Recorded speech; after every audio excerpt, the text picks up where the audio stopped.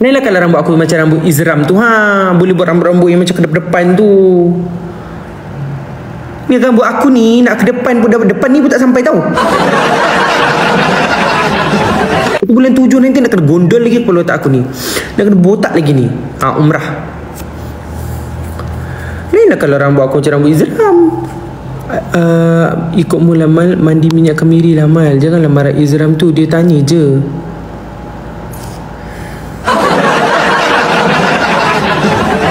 Ustaz rehlah dengan Wahidah ni. Wahidah pergi sambung kerja lah Wahidah. Kau Wahidah kalau laki-laki handsome kau backup lah macam tu.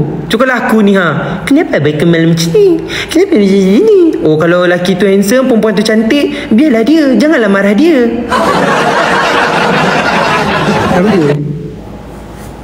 Yelah, Abang Izram kan ada Mercedes, sebab tu lah Wahidah suka.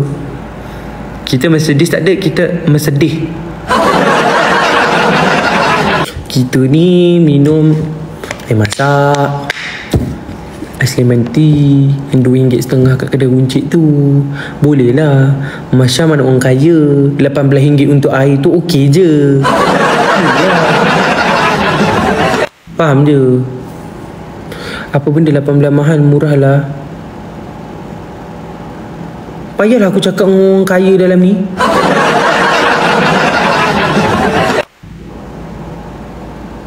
Semua anak orang kaya kat dalam ni. RM18 untuk satu kap air murah. Bah, gas ML bah. Apa kau nak ajak main ML? Dah noob. Apa kau tu dah noob, tak kerti main Mobile Legend. Apa nak main Mobile Legend? Wahidah lagi pro daripada dia. Kena sidai 4 bulan dah Mal. Ya saya noob. Kau ya saya noob. Noob petang-petang buat live ni, pumping. Buat live exercise. 1-2 kau kemain lagi kau nak mencari wanita lah tu, nak mencari girlfriend lah tu.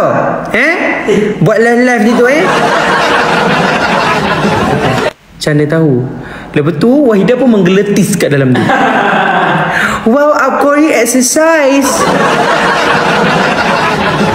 Main. ChatGPT tu bias daripada tadi. Dia bias. Dia suka sangat si maca tu. Dia suka sangat air maca kan. Macam menang AI. Andrea, yang kau panas sangat ni kenapa? Dasar Andrea. If you lose, just lose lah Mal. Amalin, kau diam lah Amalin. Kau diam lah. Kopi pahit. Ada kopi tak pahit. Kopi macam-macam boleh buat. No, diam-diam. Macam tak sedap rasa rumput kan? Macam? Betul At least macam geng aku. Ada juga Gen Z ke Gen millennial yang geng aku yang tak suka matcha. Okay. Orang suka matcha tu korang boleh pergi minum matcha tu sampai pokok kembung. Saya lagi suka minum air kosong hilang dahaga. Pula dah Syafiqah. Pula dah Syafiqah. Gen Alpha dia tu. Gen Alpha lah. Lupa. Aku pun tak suka matcha lah. Dandan ke je Wahidah